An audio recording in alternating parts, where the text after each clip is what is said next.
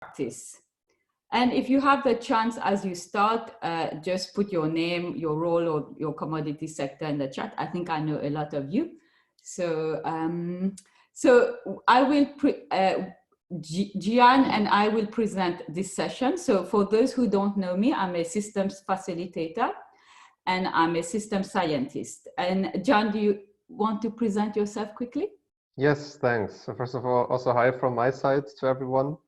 Yeah, my name is Gian Beek. I'm a systems modeler, and I'm working, for example, with the Millennium Institute, where we use systems modeling for sustainable development planning. Great. Thank you, Gian. So we would like to start with a poll. Next slide. So we want to know what you want to fish today. We have 4 types of fish that you could be fishing, or 4 types of sea life or other.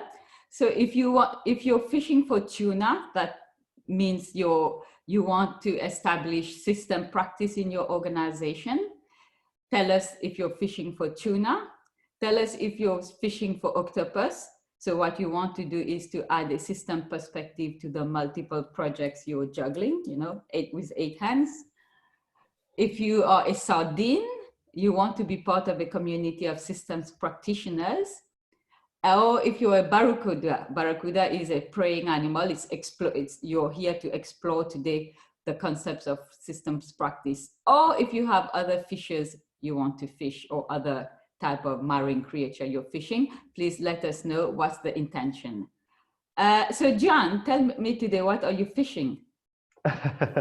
So I think I'm gonna go fishing for a tuna, as I'm very interested of how we can use system thinking and system practice to support organizational planning. What about you? Thanks, Jan. I think today I will be fishing for sardines. So I'm really grateful firstly for the green commodity programs to have offered us a chance to do the systems practice. So I'm keen to see a team of systems practitioners as part of the green commodity program. So, so over to all of you to tell us what you're fishing today as part of the poll. I'll just give you a minute or so.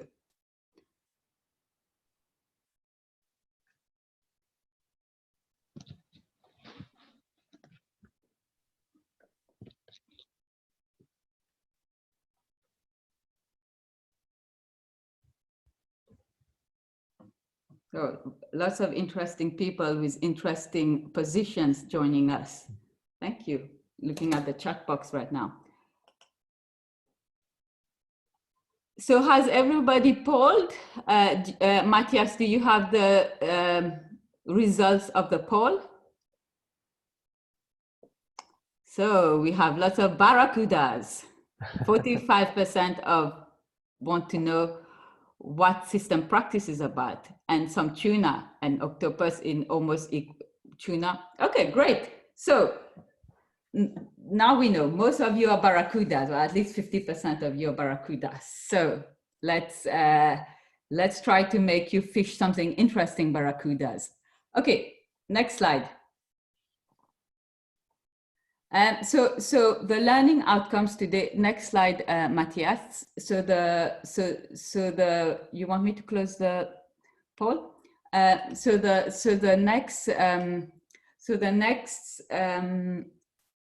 slide, the learning outcomes of today. So what we are going to be doing today, our agenda is structured around the learning outcomes. We're going to be discussing seeing system, the challenges for systemic change, and we will do a brief exercise how to get into action for systems practice. This is a quick dive into system practice. Then Jan is going to take us into the benefits of system practice, so understanding the system. Then I'm going to talk to you about thinking in systems, so the traits of a system thinker, the collective leader. And then we're going to be looking at intervening in systems. So as I mentioned, it's a quick dive into system practice. Next slide. So given that you're fishing today, we're going to take you to Kiribati. Over to you, Gian. Yes, exactly. So to see what is a system and to dive into it. We want to take you to Kiribati, a beautiful island in the middle of the Pacific. And so there in Kiribati, for generations, people survived by harvesting coconuts and fishing in the coastal waters. However, in 2004, government officials and aid workers began to realize that the tropical reefs of the island have become severely overfished. If fishing continued at the same rate, one of the island's main sources of food and livelihoods would be threatened, and the reefs would continue to be drained of their rich biodiversity. And to picture this, we're gonna make a little role play. Malika as the aid worker approaching me, the Kiribati fisherman. So as all aid workers, I have brilliant ideas. So I've got a brilliant idea for you, Gian, the fisherman. And I want to help you save the reef so we can have a more sustainable coastal fishing. Are you interested? Definitely, definitely. What is it about? So as you know, sometimes we do coconut farming. I have this great idea that we're going to subsidize your coconut farming. So you can grow more coconuts and earn more money. I like that idea, but I also really like fishing. Yeah, but you're going to concentrate on coconut farming. Okay. Next slide. So next slide. Yeah, great. So that was, as an aid worker, that was my theory of change. More fishermen switched to coconut farming so that they catch less fish. So in an effort to save the fish stock from overfishing, the agency in question teamed up with the local government and created a great creative and logical program. So they hypothesized if they did that, the fish population would recover. So more income for local people and less fishing. So let's see what happened. Fishermen, what happened? What did you do? For me as a fisherman, this is great. I earn more money, I have more time. And actually, as I think about it, I think I will use that time now to do fishing as a hobby. And now as I has more revenue and more money, I can actually buy a fancier boat and better equipment to do the fishing. That sounds like a great idea. So this is exactly what happened. So this is an example where policies backfired. So you had unintended impacts. You created a vicious circle, another vicious circle.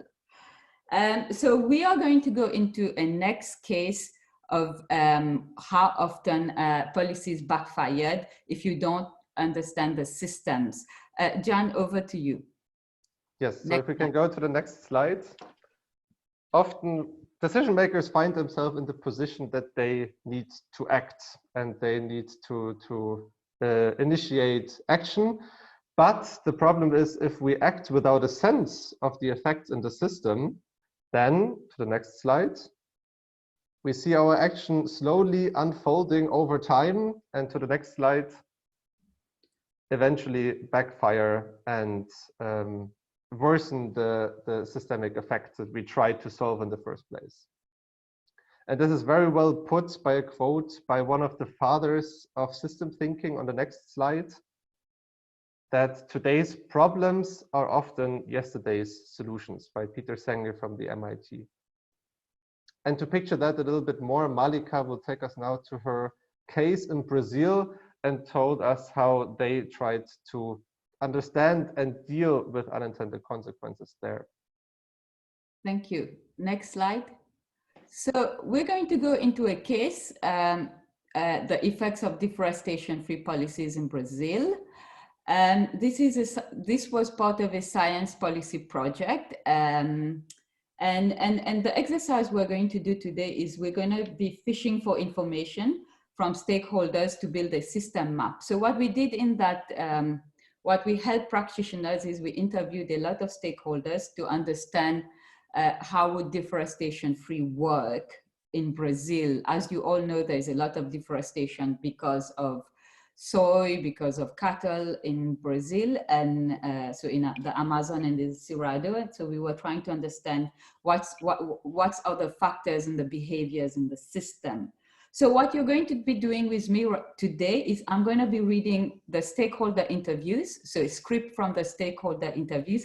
And this is actually real interviews. So just a summary of the interviews. And you're going to be identifying factors. So put it in the chat box when you find factors. So a factor is something that's leading to a certain behavior. So factors and behaviors, please type in. And it's already, when I read the script, it's like actually already formulated in this. So in system practice, what we try to really understand are the patterns and behaviors in the system. We try not to judge it. So in this case, I will take you with 3 stakeholders that were the retailers in Europe, the soy traders. So retailers in Europe, that's quite evident who they are. The soy traders are people who are buying soy from the farmers and processing it and then selling it to meat producers and retailers. And the soy producers are the farmers in Brazil. Okay, so I'm going to be reading you a script from the interviews, and then if you can just type in the factors in the chat box that you're hearing. So next slide. So this is what the retailers told us. They told us a summary of it. The cost of implementing a deforestation policy would require an increase in the price of meat. However, a lack of consumer willingness to pay for deforestation-free meat means increase in price would lower our competitiveness. So what they try to do is that we try to share the cost of sustainability internally in the supply chain with meat suppliers without having to externalize it to customers, and we nearly lost our meat suppliers. They told us that if soy becomes more pricey in order to save the ecosystem in South America, then they will use more competitive feed, or that they won't supply to the retailers anymore. After that, soy was considered by our sustainability team as not a good area to spend political capital. As a result, soy expansion in Brazilian ecosystem continues. So just chat put in the chat box the factors that you're seeing in the system right now. I just give you 1 minute to start to just pause. Great, Christine. Cost, when you see cost, it would be good to say what cost you mean, production cost or meat price. So please add what you're hearing from the stakeholders. Price perception, was this treated on consumers? Tested on consumers. This is a good question. We didn't, how do you say that? We didn't interview consumers as part of this project. Helen from HCV Resource is saying priorities of consumer and behavior of consumers, yes. Responsible consumption, competitiveness, yes. Yeah, willingness to pay, great.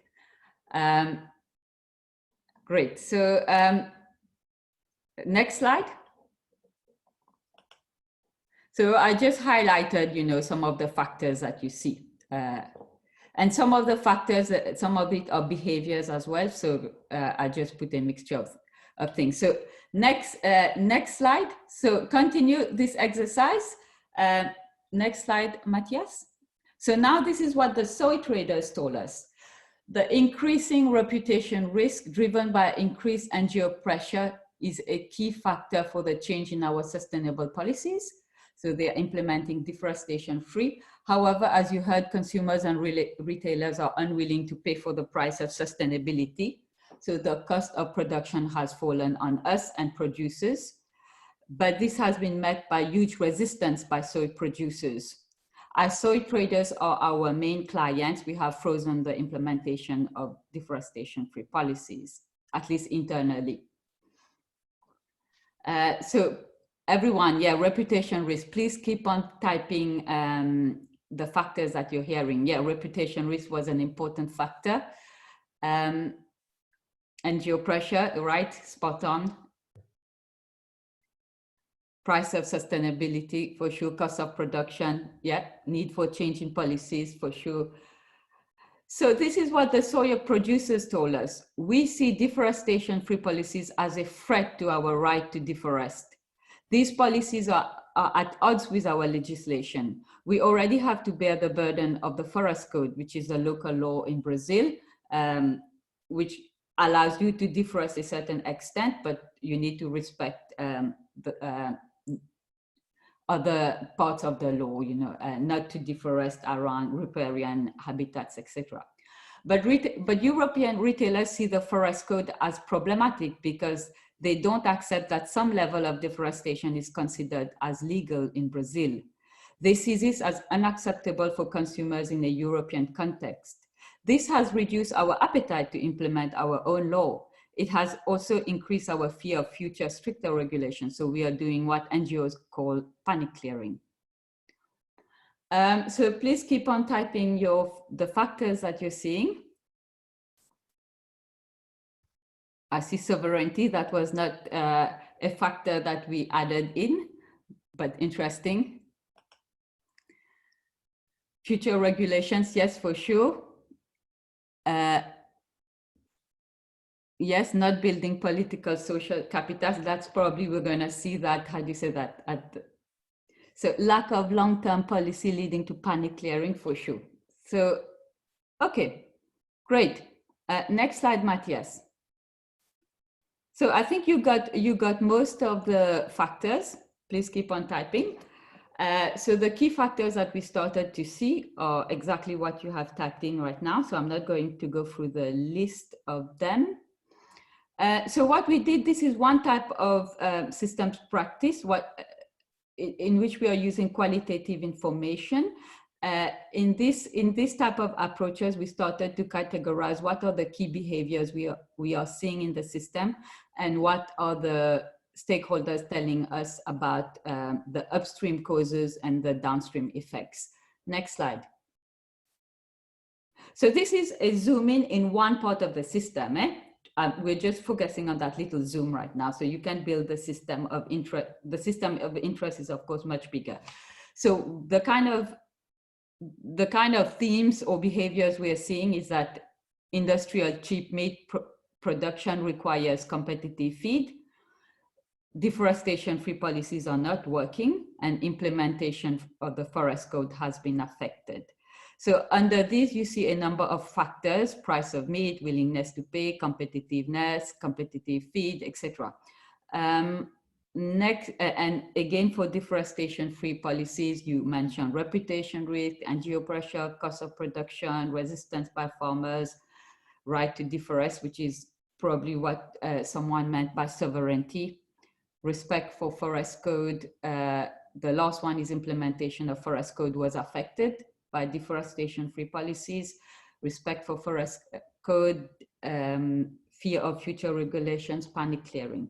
So what we built is, next slide, we built a cause and effect diagram. As I mentioned, I'm focusing in this presentation on only two important loops and some sub-loops. But as we build the system for Brazil, there are many, many loops. So this is a causal loop, so in which we try to understand what are the most important causes and what are causes and what are the downstream effects. So upstream causes and downstream effects. So if we start with industrial cheap meat production on the left-hand side, you will see that the fact that we have competitive feed means feed that can be produced at low cost, feeds in industrial meat production, because before most of the meat was produced by grass-fed agriculture, so we didn't need feed. So now more feed produced at cheap price encourages industrial meat production. That reduces the price of meat price and expectations that commodities will be cheaply produced and expectation that it will be at this price. And then this increases consumption, meat consumption. At the same time, affluence, population growth, change in diets is also increasing meat consumptions. And then that's leading to more demand for feed, which leads to more soy expansion, more need for competitive feed. So that's what you call a vicious circle. And in terms of the coloring, the green is the norms, values, and beliefs. The orange is human transactions, and the bluish is physical manifestation. We can spend a lot of time saying whether, you know, like at the end, most of it are due to behaviors, values, and beliefs. But we just categorize it to just start looking at, you know, is it a human transaction? Is it norm beliefs? Or is it, what's the physical manifestation of it? So what happened is that because the meat producers need to produce competitive feed to feed in industrial production, they are unwilling to pay for sustainability because they need very soy produced very cheaply. So there is low willingness to pay for sustainability. The same thing with consumers. Most consumers that's consuming industrial meat production are actually wants cheap meat, so there's a low willingness to pay for sustainability. So what has willingness to pay for sustainability created? So first, let's go into the zero deforestation policies. So if you look at your screen, the purple, let's start with the purple. The more there is legal deforestation, the more you're getting international pressure, NGO pressure. And the more you're getting NGO pressure, the more you're getting reputation pressure by traders. And what happens when they have reputation pressure? They try to implement sustainability initiatives, sometimes even if they are not ready, even if they have not consulted with the supply chain. So what has happened is that as there is low willingness to pay, all of the costs for implementing sustainability fall partly on the traders and partly on the farmers. So production cost increases, especially reduce future assets. So that's not only actually current profits, but future profits, because they are, so that increases farmers' resistance. And that leads to fear of future restrictions that increases legal deforestation. So this policy can backfire and you're getting another vicious circle. So one of the other interesting things that stakeholders told us about, and which we validated with the partners from the Green Growth Partnership, is what we are seeing is that the more there's been farmers' resistance to deforestation-free policies, the more this had reduced respecting the forest code, and the more this is resulting in illegal deforestation. Illegal means it's not legal in the country, and the more there is international pressure. So actually the implementation of the forest code is also affected. And some people say that the widespread fires has also been a result of deforestation-free policies. So farmers are resisting future restrictions, so they are burning as much as possible. So this is an example of why we need to understand systems. This we did, how do you say that? Unfortunately, the two examples that we showed you are when policies have already backfired. So we are trying to understand what's causing this backfiring. What we are really trying to tell you is very good to build a system understanding before your policies backfire. So even before you implement your system. Any question in the chat box? We don't. How we are good on time, and yes. Any question? If you have any question about this case, let me know, because I think we are ahead of time.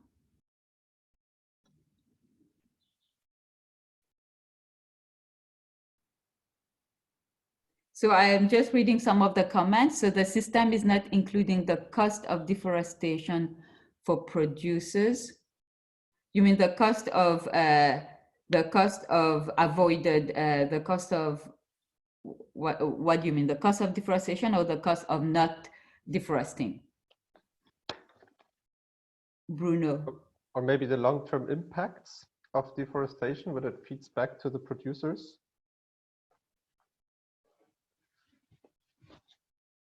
Yes, I'll just read other chats. Yeah, trying to impose something from Europe. Yes, exactly, Charles, without proper engagement at the local level. This is exactly what you're seeing, the global mismatch.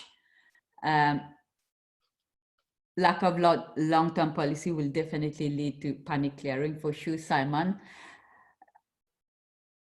There isn't, okay.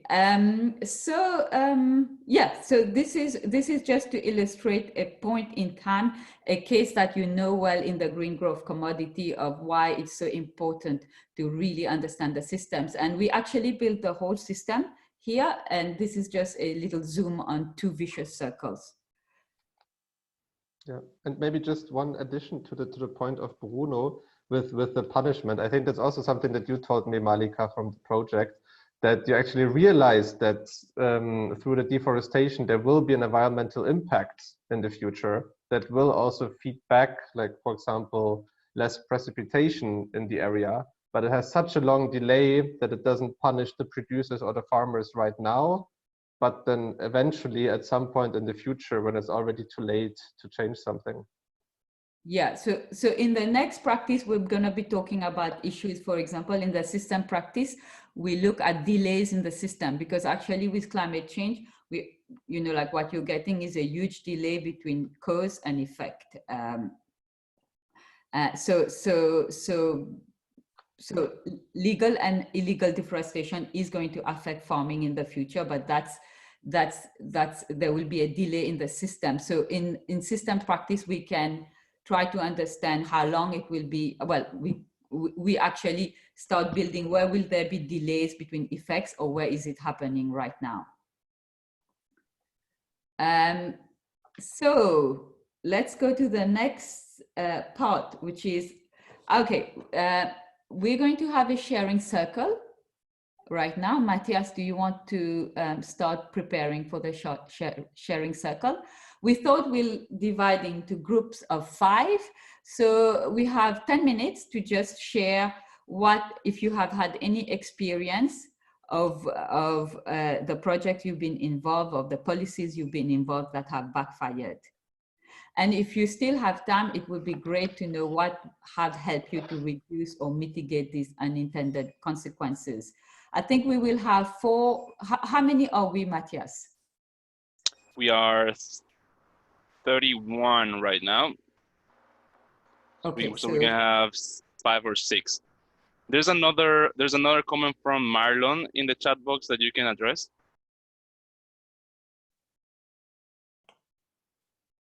Deforestation-free commodities urgently needs national interpretation. Also, there is little consideration on the demand side of the equation.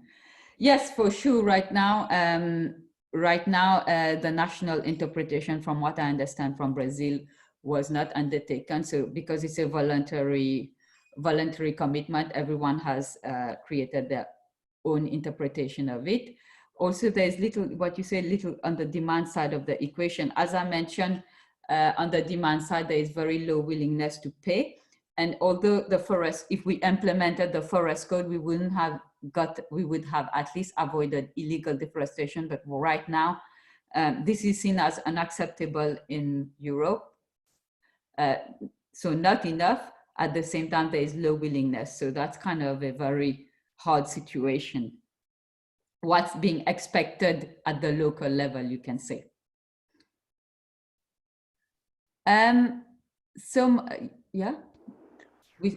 We'll set up the sharing circle. Yeah, I'm working on it. Okay, great. So I think Matthias will set you up randomly, and there will be 4 or 5 facilitators. So that will be myself, Gian, Alexandra, Sandra. If we have a 6th group, I think Pascal has joined, so Pascal could do it too. Anyway, you will meet somebody who will facilitate in your group, and the objective, we will have 10 minutes to share so that you share your experiences, and the facilitator, when we regroup, will for 1 minute just summarize what has been talked about. Yeah? Yes.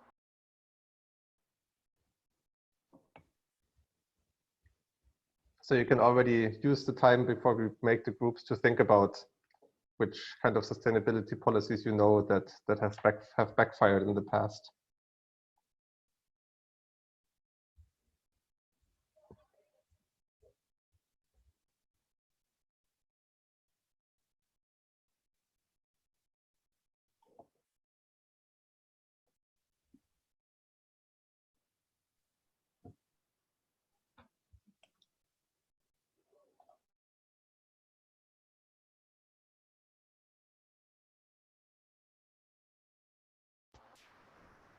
So you have all been invited to join a group. Please accept the invitation so you can be led to your group. Thank you.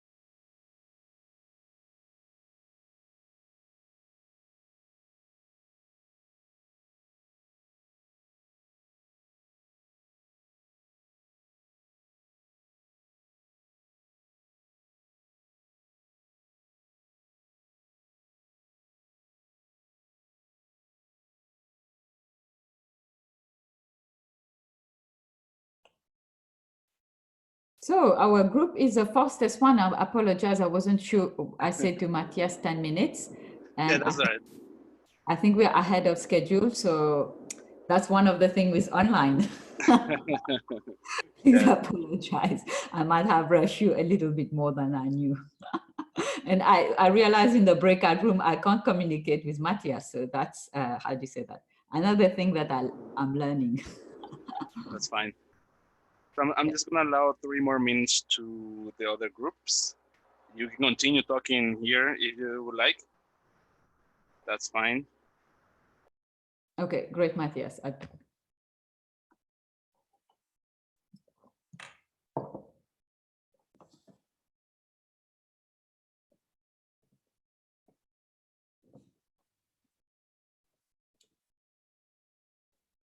So do you think that in the Kiribati case or let's take the Kiribati case, do you think that in the Kiribati case, we could have prevented that it backfired like that?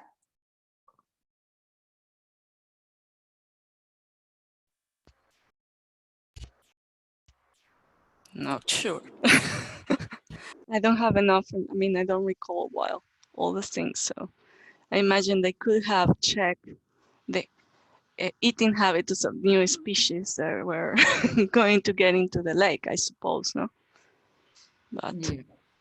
imagine that would be basic for including something new into an ecosystem, but I'm not in the biology part of it's only my logic. Yeah. So what we're going to be learning from John soon is that it's not, biology is one important aspect that we're going to have to try to understand, what's the fishing trends, and what's the rate of regeneration, but we also need to understand people, fishermen, can you keep a fisherman away from fishing? So we need to understand the stakeholders much better and to understand how usually what has been their behaviors in the system, and the interactions between different and what has been the behaviors and what's kind of the effects of that. So we're going to be seeing that we could have prevented that if we understood fishermen and the system in which they're embedded much better. I guess the objective today would be to really show you that the importance of really understanding your system. Nice. Matthias, how are we doing with time? We're a bit. I think we should. I think we're losing time right now, isn't it? We are just on time, actually. We're just on time. Yeah. Well, I don't mean we're losing. I meant we are behind time, so we are on time.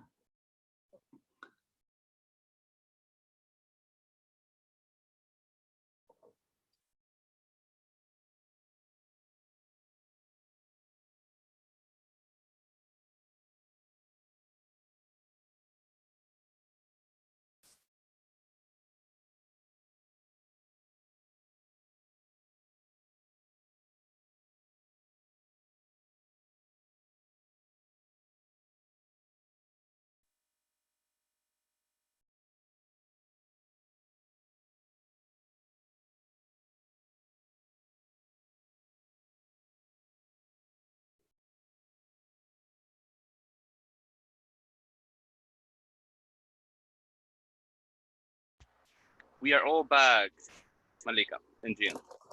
Oh, we are all back? Okay. Okay, so should I start reporting what we're talking about, and then each facilitators. So what I heard in my group is we did have Kifa told us he has a whole curriculum of policies backfiring, but he chose one of the most dramatic ones. So that was him trying to impose land use monitoring, and he saw that there was huge resistance by the Ministry of Environment. For that, we also heard from SAFE, the same thing with deforestation-free policies in Peru. And the unexpected barrier was actually Ministry of Agriculture. A great example given by Liz by Laura is how the introduction often of exotic animal to solve one problem, for example, the perch in Lake Victoria, actually depleted the whole fish population. So it actually had huge unintended impact. So that's what we heard. And then we had time to discuss a little bit what helps. Collective leadership, using personal connection, better negotiation, better coordination. And so the question I posed to the group, would understanding the system help prevent that? And they still want to see that. So over to the next facilitator. Yes, then I can take over quickly. It was also very interesting. We were also talking about the unintended consequences in palm oil industry, but also in general in farming. And that one interesting thing is to the short-term versus the long-term incentives. That so even though deforestation is bad in the long term, it's difficult to communicate that to the farmers in the short term. So there might be a need to combine short-term and long-term incentives for the farmers. And second was also if we, for example, increase the productivity, increasing the yield of farmers, or maybe incentivizing a more sustainable products like coconut instead of fishing, to go back to the Kiribati example.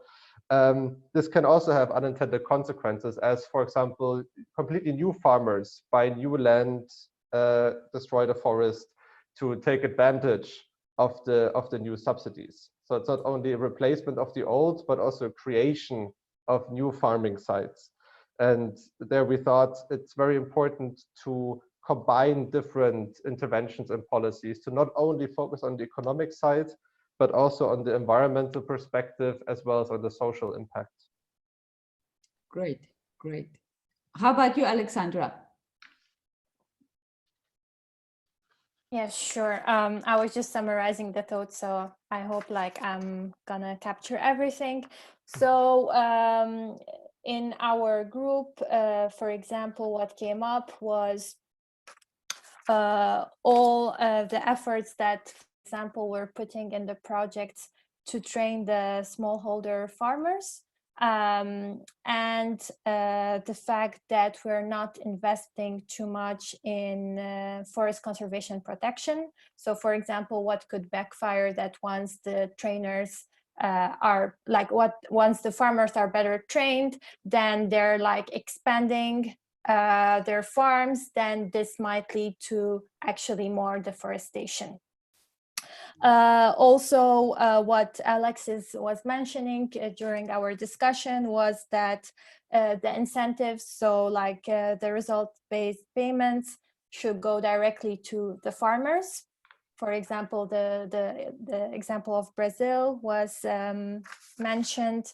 Raquel shared with us an example from Guatemala. It was about a local regulation that has failed, which is related to marine nests, because now it's possible to sell them legally, and as a result, they're sold at a very higher price. And also what actually we have been discussing in the group was that usually what's actually backfiring is that in the design of the project, we already have predefined outcomes. Then during the project, we don't actually have the time to evaluate and what's working, what's not working. There's no time for it. And we are not promoting enough like collaborative processes, which would lead to more ownership. And we have those long-term programs for like 5 years where actually we're hiring consultants to basically do the work for the government or the organization. And we're not investing enough of in building like capacity to have like good facilitators to be able to facilitate the process. Yes. Thank you, Alexandra. Yeah, we start seeing the systemic barriers facing the group. How about Sandra? Yes, thank you. In our group, it was very interesting, the discussion. It was a Spanish speaker group, so it helps a lot. So we talk about some cases in Peru and in Costa Rica, and it was very interesting to see that there were some similarities, for example, in some policies that has incentivized, has a perverse incentive, for example, for the change of the land use. So Carolina shared with us that in the case of Peru, and it also happens in Costa Rica, in order to be the owner of a piece of land, first you have to deforest. So it's like the policy in a way is like more deforestation, you know, for ownership. That was yeah, really, really interesting. And we talk about different approaches that is not only the public policy, but also in the private sectors or in private initiatives. There could be some policies that could have also, you know, that could have effects that they were not planned. For example, Jairo shared with us a case of the fair trade in the case of Costa Rica, that, as you know, a fair trade has a premium price, and it's supposed that the price, that this premium price is sharing with the community in order to have some improvements in the community. And what it has been happening in some cases is that the group, the association that is receiving this premium price, they are using more in the production itself, but not in the you know, in the impact of the community. And we talk about also about some policies to change something similar with the coconut and the fishermen in Kiribati, but for example in ecotourism, that they change. They incentivize the change from producers, for, you know, for example, fishermen, to work into ecotourism. And there are some impacts, there are social impacts that they were not planned. For example, the community is not prepared to work with foreigner people, with another culture. So there are a lot of social impact. And at the same time, it could be an increase in the pressure in the resources. For example, I don't know if it's whale watching or is working at the beach with sea turtles, then there are not good regulation, they could have an impact on the behavior of these animals. So at the end, we see that there are some incentives that, you know, sustainable incentives that could encourage bad practices, that this happen in public policies, but also in, you know, in private companies or private initiatives, and that you have to take into account the social impact. And that some of the things that, of course, you have to take into consideration is changes in behaviors. And Jaime shared with us that also is need to have an incentive to generate more control and surveillance into the activities. So I hope that. Great. So we're going to jump now into, did we miss any group? So if we haven't missed any group, we're going to jump exactly into all the systemic barriers that we did have one other group which I looked after, but very quickly, many of the same stories that have come up elsewhere. If you buy new fishing boats for fishermen, you can't necessarily assume they're going to use them for fishing. They might just sell them to keep the money. We had exotic animals, exotic grasses coming into Panama, but also hyperparasitic insects, which sound terrifying. Anyway, the conclusion we drew from our conversation in our group was that a lot of these unintended consequences we could have learned about if only we had all the right people in the room. So there are bits of the system that would have known about these or been able to warn us about these unintended consequences. They just weren't asked because they weren't in the room. Beautifully said, Simon. Beautifully said. So over to Jan now. That's theory. Perfect transition. If we can go to the next slide, Matthias. So thank you for discussing and sharing your insights. In the next section, we want to look a little bit deeper into it. What is a system, and how we can use system thinking to exactly eventually help learn about it and prevent or at least mitigate some of those unintended consequences.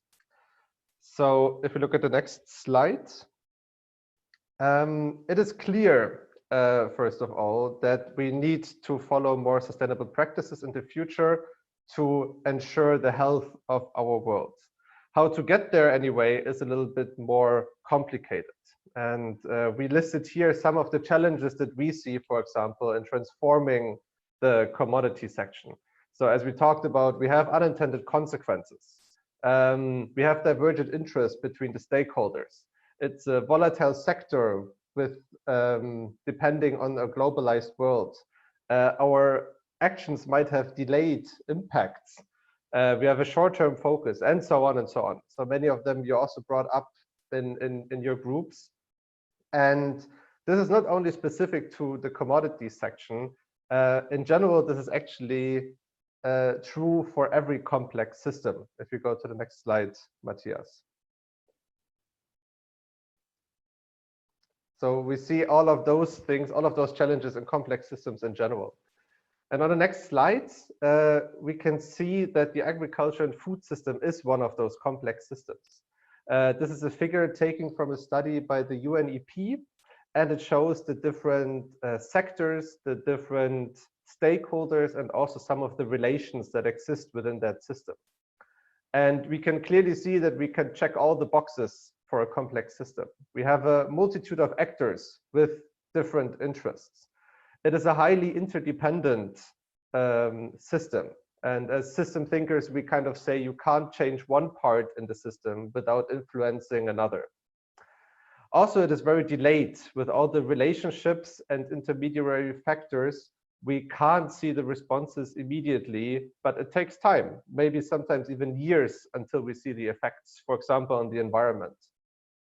And last but not least, the future is not predictable. So even if we have the best forecasting tools in the world, the best data analysis skills, we can't foresee what's going to happen in 5, 10, 20 years. We can only make our best assumptions and validate their correctness. So we can summarize, it is a complex system, the agriculture and food system. To take a step back on the next slide, what is a system and how can we understand a system? So we follow here the definition by Donella Meadows, one of the great thinkers in the field of system thinking. And she defines a system as a set of interconnected elements that work together in a particular environment to perform whatever functions required to achieve the system's purpose. So that means we have three key components talking about a system. It's the elements, the interconnections between those elements, and the system's purpose. And on the next slides, we first define the elements, exactly those elements that you already identified together with Malika in the Brazil case example. These are basically the forces that we see existing within a system. And as Malika noted, they can be categorized into physical manifestations, social transactions, and values and beliefs. And here on the right side, I showed some elements, some exemplary elements from the Kiribati case. So we have, for example, the fish population as a physical manifestation, the regional fishing activity as a social transaction, and the joy of fishing by the fishermen as a value. Those elements, of course, don't stand in isolation like they're shown here. They're actually interconnected, as we can see on the next slide. And these interconnections is what's holding the elements in a system together. So for example, the size of the fish population actually determines the generation rate, which in turn increases the population size. On the other hand, ongoing fishing activities might reduce that population. And on the next slide, we see how all of those interconnections then actually achieve some kind of intended or unintended purpose. And there's a very nice quote, again, by Donella Meadows. System purposes are not necessarily those intended by any single actor within the system, but may add up to an overall behavior that no one wants. And if we take our Kiribati case from the perspective of the fishermen, they surely intended to, we can assume, provide food and financial safety to their families, but maybe unintendedly, they also lead to a depletion of the fish population within the system. And so in order to understand the elements, the interconnections, and the purpose that the system right now is actually fulfilling, we use system thinking, as we see on the next slide. So what is system thinking? Again, a definition to put it into focus. It is the art and science of making reliable conclusions about the behavior of a system by developing a deep understanding of the underlying structure and mental models. And a very nice figure to illustrate the concept is this iceberg model you can see on the right. So on the very top above the surface, quite obvious for everyone, we have the events. That is what is happening right now. This is mostly what we can see in the news or read in the newspapers. The first step of system thinking is to go one level deeper underneath the surface to see the patterns. So we want to understand what are the trends over time, what happened. So in the case of Kiribati, maybe we would see that over the last 10 years already, the fish population constantly declined. The next step is then to look at the structures. So what are the causal relations that drive this pattern? And in the case of Kiribati, maybe we would see that the economic incentive increased for fishing, and it actually increased faster than the fish population was able to regenerate itself. So it outpaced the regeneration growth of the fish. And last but not least, we're trying to understand the mental models, the values and beliefs that shape the structure. So here in the Kiribati case, maybe we identify that fishing is not just an economic activity, but it also has a cultural value. The fishermen were raised as fishers all their life, and it also brings them joy beyond the fishing revenue. Generally, the system thinking or also system practice approach is very flexible. So this can reach from a 2-day workshop where we're kind of just exploring the system, making a first qualitative system map, to like a year-long quantitative modeling of strategic planning. Generally, though, we have certain principles that we follow independent of how long the system practice is implemented. If we go on the next slide. So the most important key principle is collaborative. So also as Simon said, we want to have the stakeholders in the room. That's one of the main principles, and together with them understand the different connections within the system. We also want to paint a realistic picture. So we want to represent what are the actual decision rules of those actors in the system. And it's also an iterative process, as we understand that we can't have a perfect understanding of the system, but we need to observe and we need to learn over time about it. And then it's also important to be mindful. That means putting yourself into the perspectives of your stakeholders to understand their motives. And it is scientific in a way that we create assumptions that we want to test. So we don't, again, say it's a perfect model, but we want to test it and eventually also falsify our assumptions that we have. And finally, it's evidence-driven. That means, in the best case, we can combine the qualitative information from stakeholders with the quantitative data that we can collect, and in that way, make paint like a very rich picture of the actual situation. And on the next slide, we see one of the examples of the tools that we're using in system thinking. So this is called the systems map. It's a qualitative tool and one of the most known and popular tool to explore the causal structure in the system and to unveil feedback loops. And so on the right, you see an example for the Kiribati case. And there we see that the reinforcing loop on the bottom driving the economic attractiveness and the harvested fish probably increases faster than the reinforcing loop of the population regeneration. And this was observed by the NGO on the next slide.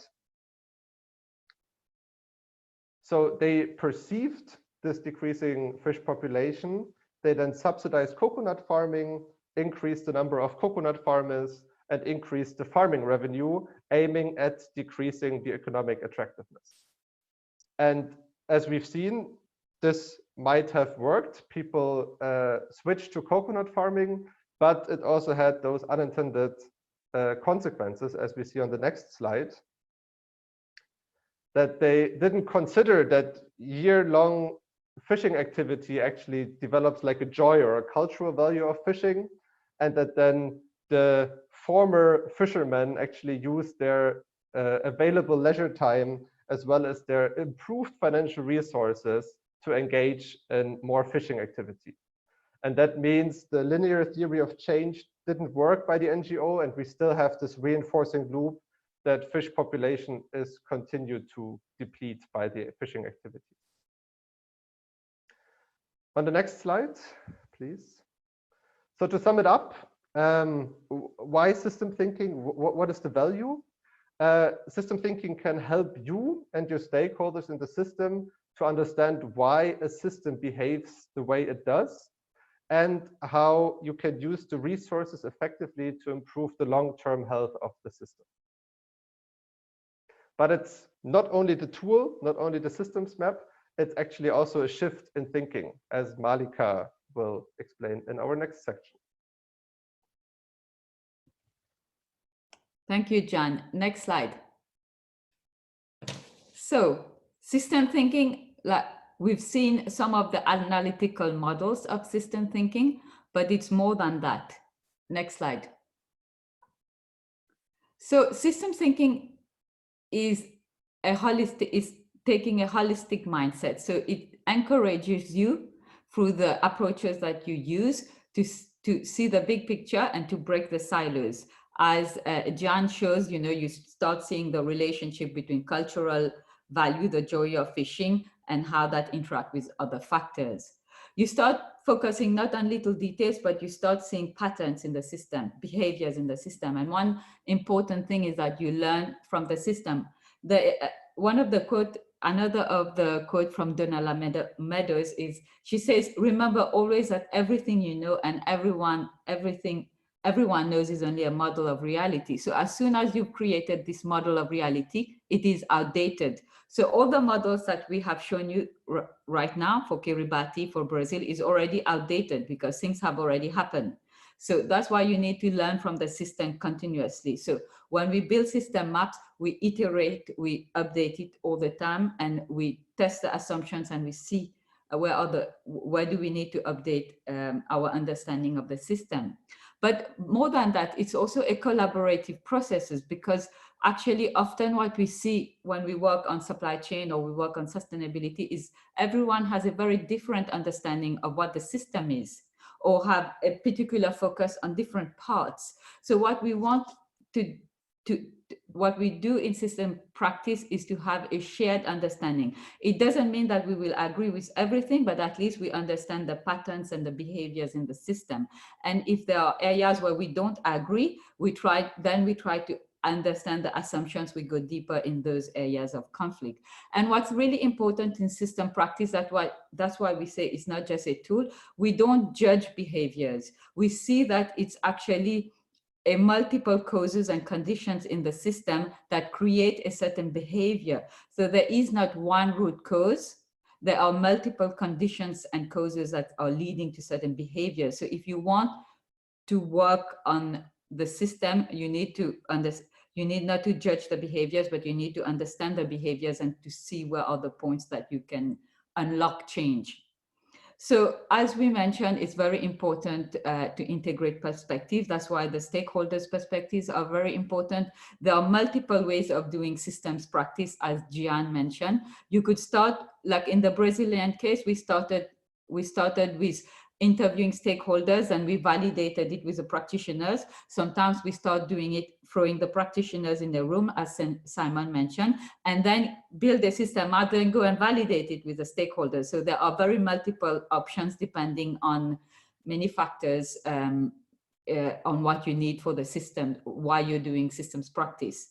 And as I mentioned, it's very iterative and it's analytical. So it's very important to visualize that complexity. Actually, it's often underestimated when we have complex system, how much visualization of the whole system helps you to start structuring your thinking. Because often when there is complexity, our mind is very messy how we start processing it. So systems practice starts what I call simplifying it, structuring our thinking. So that's what some of the visualizations are helping us with. And of course, the hope is that we use it for leverage, finding leverage for when the system, where we can change, where we can bring the systems towards a healthier way. And then what we try to do is what kind of strategies do we need to simulate systemic impacts. Next slide. So we ran a survey which you wonderfully participated in.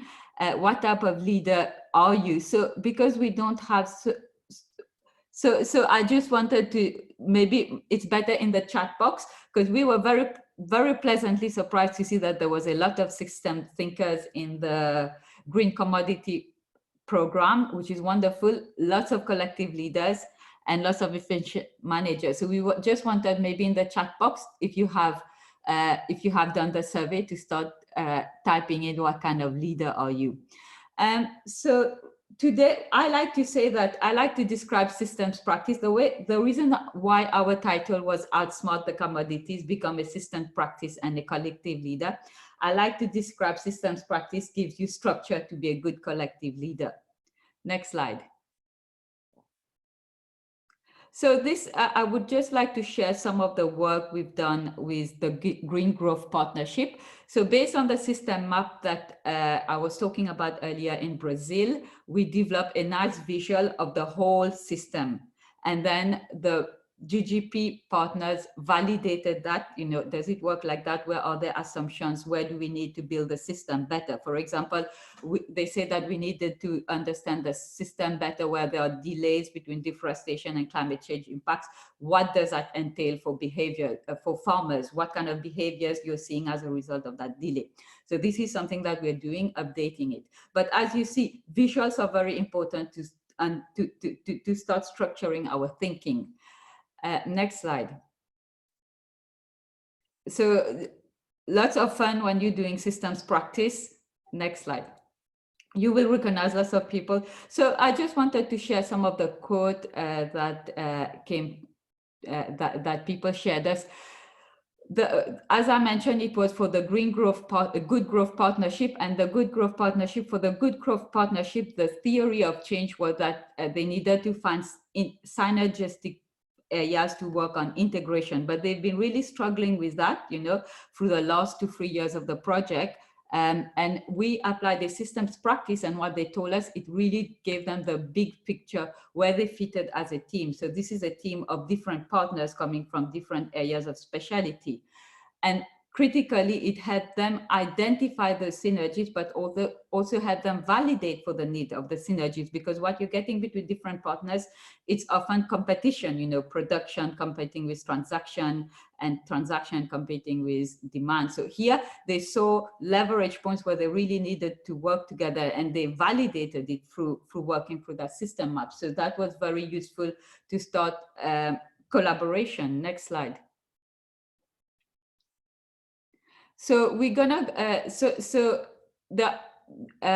based on what Jan presented, we heard about the 4 levels of the iceberg. System practice requires that you start understanding not only events, but patterns and underlying structures and mental models. And what you see, if you understand only events, you start only reacting.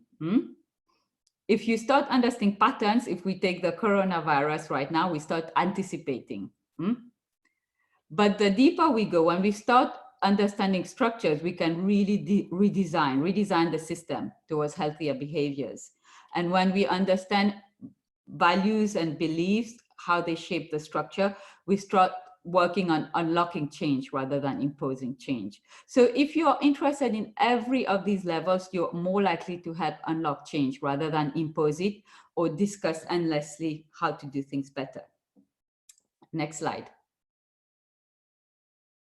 So we're going to run a poll right now because we have 5 minutes before we end.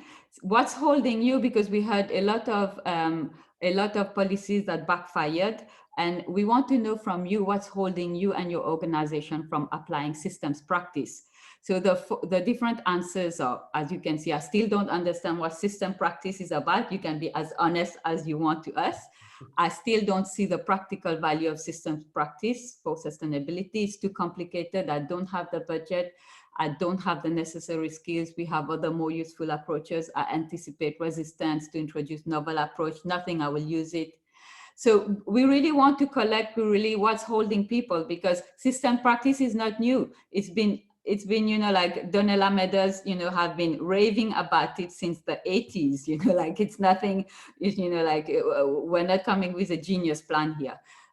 So we just want really to know honestly what's holding you from applying systems practice in your organization.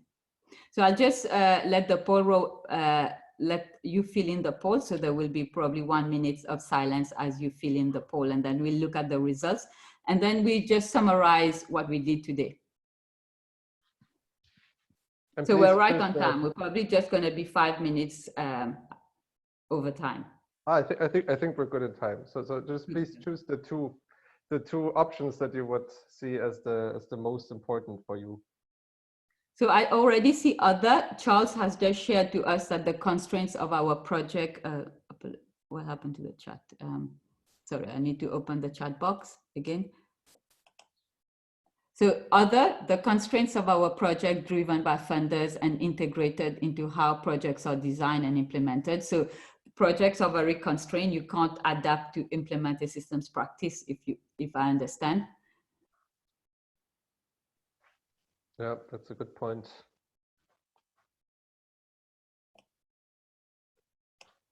So let's look at the other comments as people are filling in. Okay, great. John put in the quote that I mentioned. And so some people have to jump out. Systems practice is reflected in the theory of change of UNDP, where we apply the problems and solutions tree. Okay, so you're already doing it. Great, Maribel. Funding is linear. Simon says systems aren't.